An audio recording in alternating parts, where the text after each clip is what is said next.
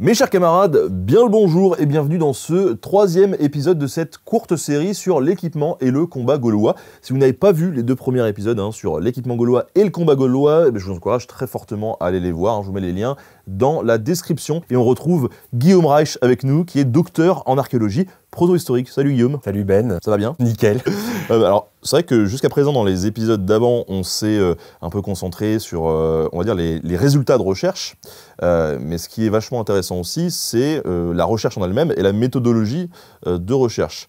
Est-ce que toi, déjà, tu peux nous dire un peu quelle est ta spécialité? Moi, je suis spécialiste des Celtes du second âge du fer. En gros, c'est une période qui s'étale de 475 avant notre ère jusqu'à 25 avant Jésus-Christ à peu près. Je m'intéresse aux cultures matérielles produites par les Celtes et plus spécifiquement l'armement l'athénien et les techniques de combat gauloises. J'ai travaillé sur le site de l'Athènes.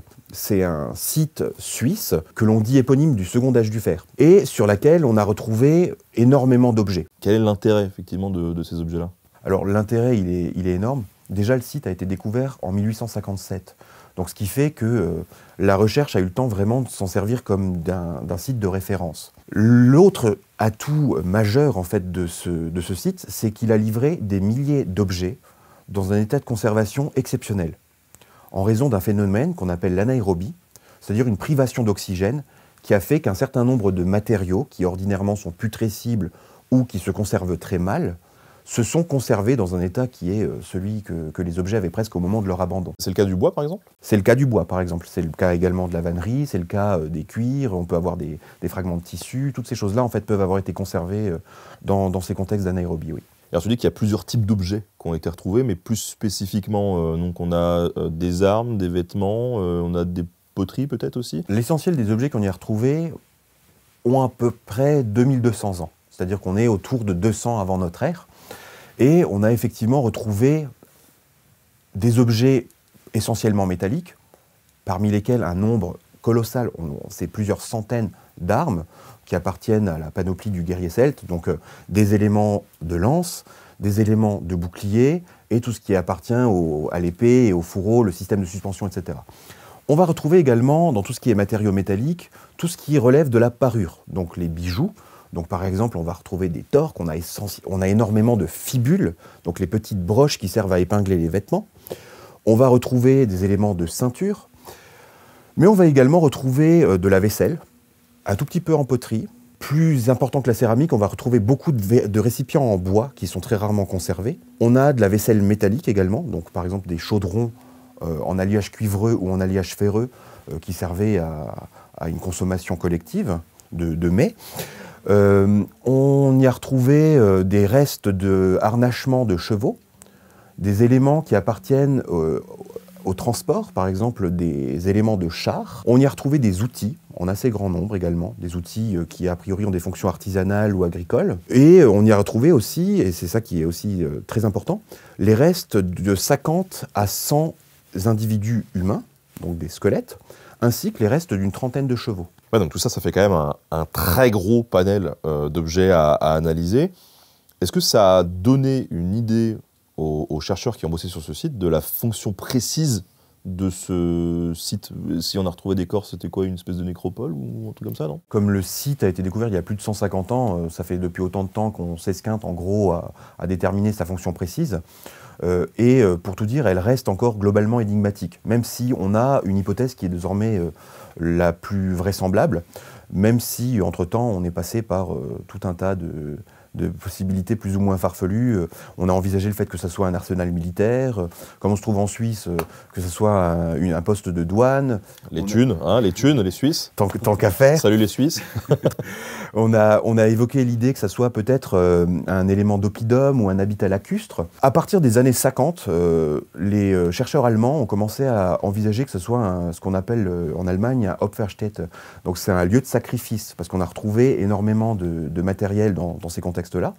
Et puis, à l'aune des découvertes qu'on a faites dans le nord de la France, notamment en Picardie avec les sanctuaires de Ribemont-sur-Ancre et de Gournay-sur-Aronde, on a commencé à envisager que le site de l'Athènes soit un sanctuaire ou éventuellement un trophée militaire. Et cette hypothèse du trophée militaire est justement celle qui prévaut actuellement. Un trophée militaire, dans l'Antiquité, c'est quelque chose qui est assez spécifique, qu'on va retrouver chez différents peuples, mais qui revêt une forme un peu originale dans le monde celtique. L'idée, c'est que avant une bataille, on va avoir les belligérants qui vont négocier avec les divinités. Elles vont simplement leur demander de leur accorder la victoire.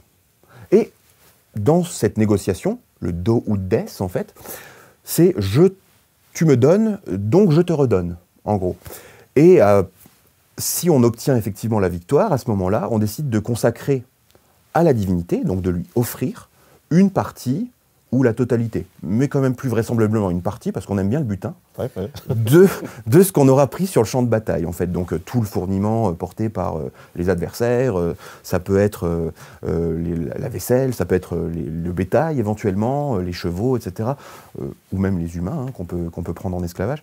Mais l'idée est vraiment d'avoir cette négociation et à la fin, une offrande qui est faite à la divinité pour la remercier. Donc en fait, il y a une dimension très spirituelle dans la guerre ou l'affrontement. Oui, absolument. La guerre, c'est un acte religieux par excellence dans le monde celtique, en fait. En amont, pendant et en aval de la bataille. Avant, on va déjà se réunir entre initiés, certainement dans des sanctuaires. On ignore complètement ce qui s'y passait, mais on voit qu'on a des rites, en fait, qui sont liés au départ à la guerre, par exemple. Il faut imaginer que le cheminement se fait aussi avec un certain décorum. Avant, on va évidemment consulter les oracles, essayer de voir si le tout est favorable en fait à l'expression martiale. Et puis, naturellement, à l'issue de la bataille, on peut imaginer ce contexte des trophées militaires qu'on a évoqué avec la possible fonction du site de l'Athènes. D'accord, mais la spiritualité entoure la pratique de la guerre, mais elle ne la justifie pas. On ne va pas faire la guerre au nom d'un dieu. On n'est pas face à des guerres des religions, a priori, non. Non, c'est vraiment pas la configuration qu'on retrouve dans l'Antiquité de manière générale. C'est hyper intéressant ce que tu nous dis, parce que je trouve que c'est vraiment au cœur des sciences humaines, finalement. Là, on a à la fois du matériel et du spirituel, donc de l'humain. Et donc, toi, tu me dis que ces armes, elles sont issues d'un contexte martial religieux. Oui, c'est plus que probable. Mais pour affirmer ça, en fait, il a fallu le prouver. Il faut le reconnaître, on a parfois tendance, dans le domaine de l'archéologie, à placer dans le domaine du rituel religieux, du culte, en fait, tout ce qui nous échappe en partie. Là, en fait, il fallait éviter cet écueil. C'est pour ça qu'il a fallu vraiment poser les bonnes questions au matériel issu de ce site, établir un certain nombre de problématiques, et pour mieux comprendre la fonction de ces armes et la fonction du site. Ok, donc si je résume bien, il y a eu plusieurs hypothèses qui ont été émises sur ce site de l'Athènes, où on ne sait pas encore trop exactement ce que c'était, mais il faut répondre à cette question, à quoi sert ce site? Et toi, ton approche, ça a été quoi justement pour essayer de comprendre ça? La tienne et celle de tes collègues. J'ai utilisé un angle d'approche, en fait, qui avait déjà été employé, mais pas de manière aussi systématique jusqu'à mon travail, en fait. C'est les destructions qui affectent parfois les armes. C'est-à-dire que sur un certain nombre de sites celtiques à travers l'Europe, on va retrouver des armes qui ont manifestement fait l'objet de destruction. On a des épées qui sont tordues, des lances qui sont ployées, on a parfois des fourreaux d'épées qui sont repliés en accordéon, on a des objets qui semblent avoir fait l'objet d'un certain acharnement pour détruire vraiment leur surface, leur intégrité. Et au final, on sait que ce sont des armes qui n'ont plus pu servir en fait à l'issue de ces destructions. Et ça, du coup, c'est des destructions qui peuvent prendre leur source dans le cadre d'un rite d'offrande, justement, aux dieux, ou est-ce qu'elles sont flinguées, ces armes, parce que, tout simplement, c'était après une bataille et que les armes sont flinguées, quoi. C'est justement là le cœur de la recherche, en fait. C'est que on a eu, au cours des dernières décennies, tendance à placer justement toutes ces destructions dans le domaine du rituel, c'est-à-dire qu'on serait face à des mutilations volontaires. On a cherché donc à intenter réellement à la morphologie de l'arme, à son intégrité, puisque l'arme, au fond, elle est un peu vivante dans le système de croyance celtique, et on va vraiment la neutraliser, la détruire avec un certain acharnement. Ça, c'est l'hypothèse qu'on a souvent émise pour la plupart des sites celtiques, et notamment pour le gisement archéologique de l'Athènes. Moi, ce que j'ai fait, en fait, c'est de me poser la question, est-ce qu'on est réellement face à des destructions rituelles, c'est-à-dire face à des armes qui ont été soumises à des mutilations intentionnelles, ou est-ce que peut-être que ces traces ne proviendraient-elles pas également tout simplement de l'usage martial, c'est-à-dire dans le cadre de combat? Donc je me suis posé cette question. J'ai observé ces traces et j'ai commencé à avoir quelques résultats. Pour avoir ces résultats-là, l'archéologie en tant que telle, en tant que discipline, est-ce que ça suffit ou est-ce qu'il faut combiner ça avec d'autres trucs? L'archéologie n'est pas autosuffisante de manière générale, en fait. Faut imaginer que c'est une discipline qui est une agglomération en fait, de différentes méthodes. Et pour cette étude de la trace, je me suis tourné vers ce qu'on appelle la tracéologie, qui vient parfois concourir aux connaissances dans le domaine de l'archéologie. Donc concrètement, qu'est-ce que j'ai fait?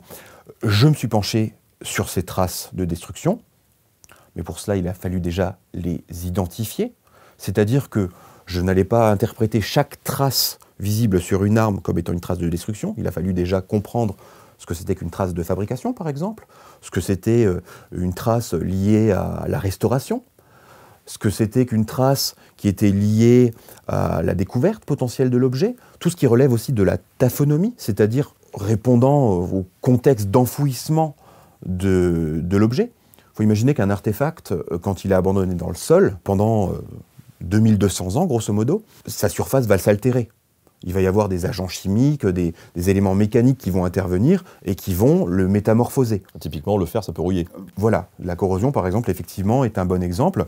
Donc moi, l'idée, c'est déjà d'écarter toutes ces traces qui ne relèvent pas de la trace de destruction qui a priori une origine anthropique. Une fois que j'ai réussi à l'identifier, j'essaye de la catégoriser. C'est-à-dire que j'ai établi une norme, en fait, un vocabulaire précis, pour dire que tel type de trace, en fait, se classe dans telle catégorie. Par exemple, on va avoir les plis. Un pli, c'est pas la même chose qu'une flexion, c'est pas la même chose qu'une torsion, par exemple. Le vocabulaire français, en fait, ne connaît pas de réel synonyme. À chaque fois, on a une petite nuance. Et le problème, c'est qu'on a tendance, dans le domaine archéologique, à faire un peu de la littérature par rapport à ça. C'est-à-dire qu'on se dit, bon, c'est la même chose. Une ébréchure, une échancrure, une encoche ou une entaille, ce sont les mêmes choses. Mais dans les faits, non. On a une petite différence entre ces différents mots, et c'est ce que j'ai mis en place.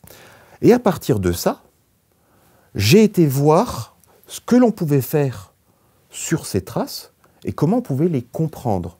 Donc pour ça, j'ai eu recours à différentes méthodes, qui sont celles qu'on utilise par exemple dans les sciences forensiques, donc les méthodes de la police scientifique, qui est habituée à travailler sur les traces de destruction.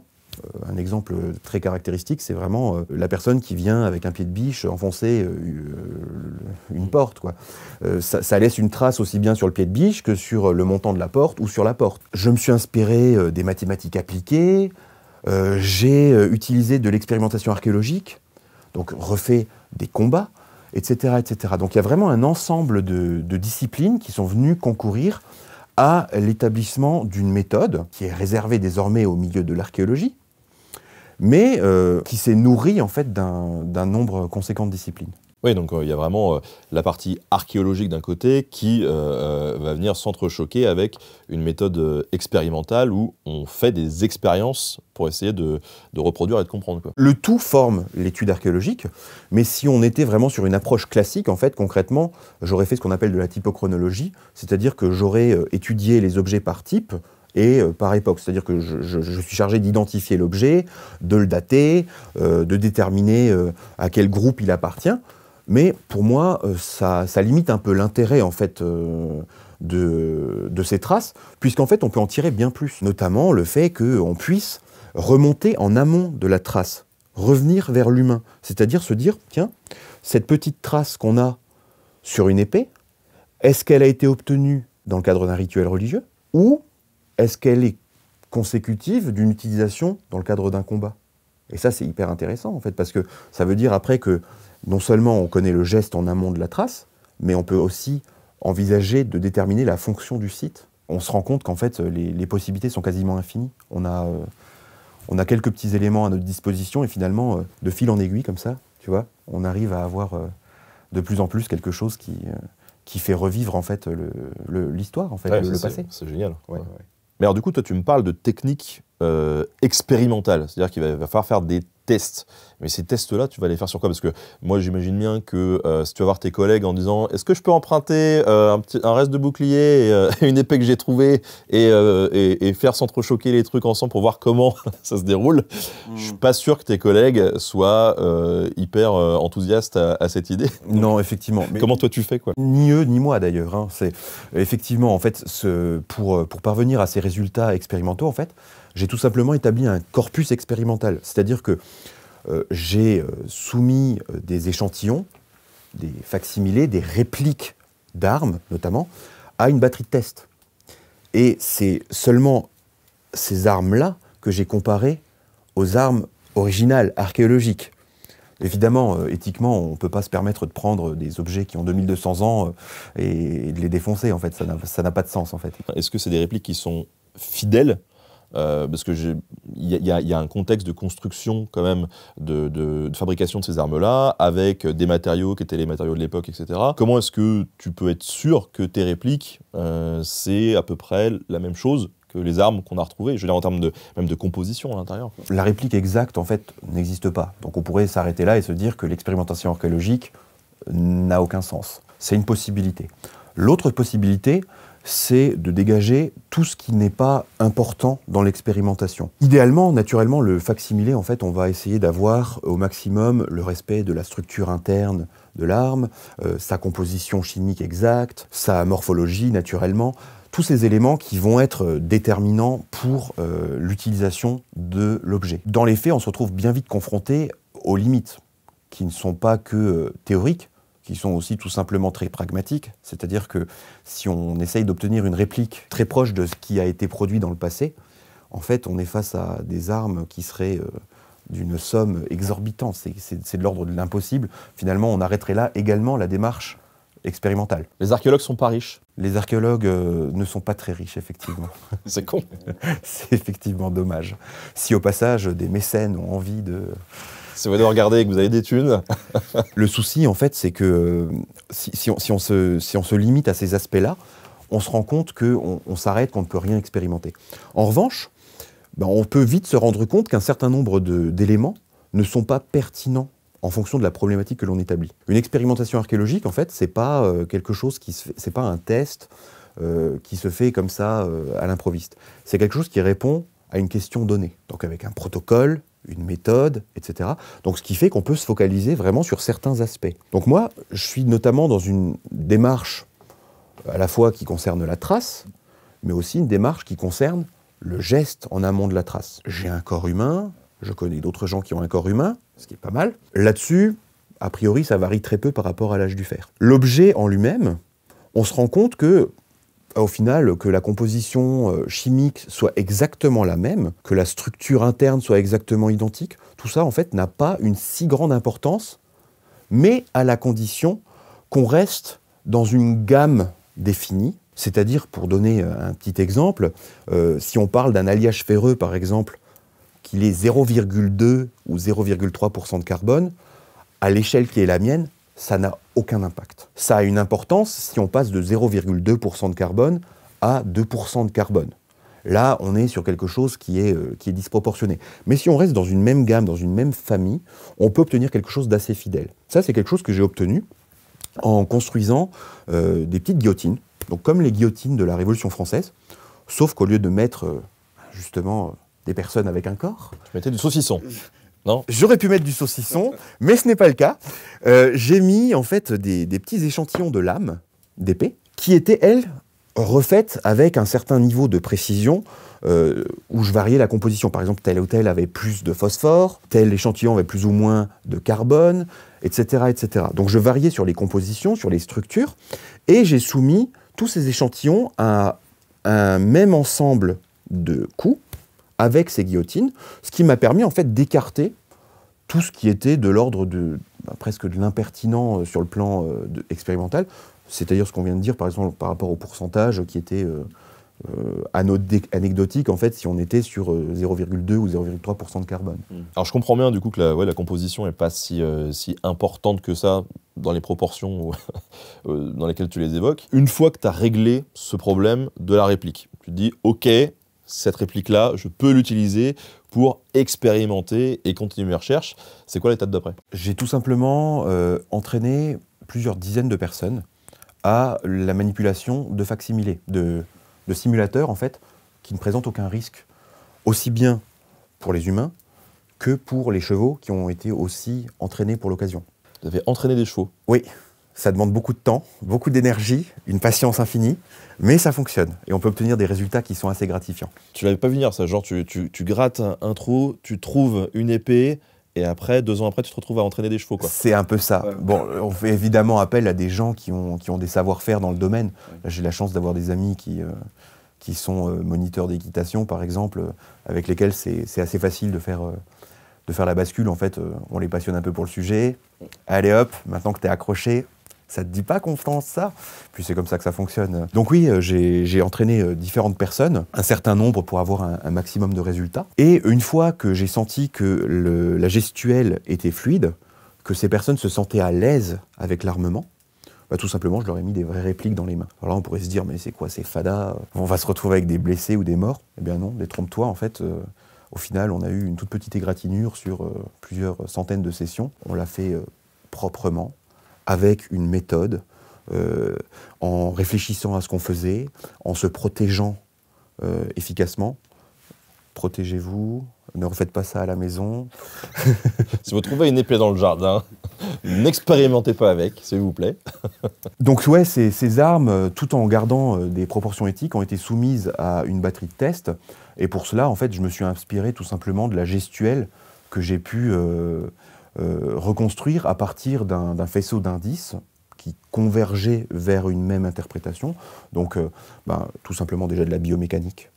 Le simple fait qu'on puisse faire tel ou tel mouvement avec le corps, ça n'a pas varié depuis 2200 ans. Je me suis intéressé naturellement à la morphologie des armes, qui va inviter à un certain usage assez naturellement. J'ai regardé ce qu'on peut faire via la tracéologie, que ce soit sur les armes, me dire, tiens, potentiellement, c'est cette partie-là qui peut plus ou moins servir. J'ai regardé ce type d'éléments également via les mathématiques appliquées. J'ai eu des indices par les textes antiques, ou tout simplement l'iconographie ancienne.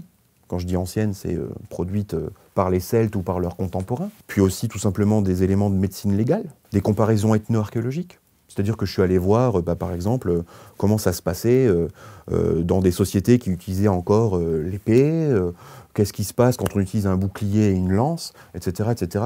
Quelle est la façon qu'on a de s'en servir, qu'est-ce que ça produit comme coût sur les armes, etc., etc. C'était vraiment cette idée-là de mettre en branle, en fait, ces armes, ces répliques, en s'inspirant vraiment d'un maximum d'éléments, pour essayer de redessiner finalement les contours d'un art martial gaulois. Et du coup, tu as trouvé des trucs? Ah oui, j'ai trouvé des trucs extrêmement intéressants. Je te donne juste quelques exemples, mais parmi les dizaines de traces de destruction qu'on observe sur les artefacts originaux, sur les armes laténiennes, on va en avoir qui vont être, par exemple, on a des épées qui sont juste un tout petit peu ployées. Au final, ça, c'est quelque chose qu'on obtient très facilement dans le cadre du combat. C'est simplement un choc sur les lames qui sont relativement souples et qui va se déformer. J'ai un exemple, par exemple, à un moment, d'une épée qui a été utilisée de taille par un cavalier. Et je lui ai demandé de percuter le pourtour supérieur du bouclier d'un fantassin. L'épée est venue se ficher dans le bouclier, et là, blum, l'épée se plie à 90 degrés. Ça, c'est quelque chose qui arrive relativement régulièrement quand on regarde et les sources archéologiques et dans mes phases expérimentales. Mais là, juste pour poursuivre la petite anecdote, je me suis dit, allez, pour une fois, on ne va pas s'arrêter là, garde l'épée à la main et refrappe un coup. Avec ton épée pliée. La personne redonne un coup, blam, l'épée se redresse. Je me dis, bon, là, il y a déjà un petit truc quand même. Et une fois qu'elle a été redressée, redonne un coup, juste pour voir ce que ça va faire. Et là, blam, et c'est parti dans l'autre sens à 90 degrés.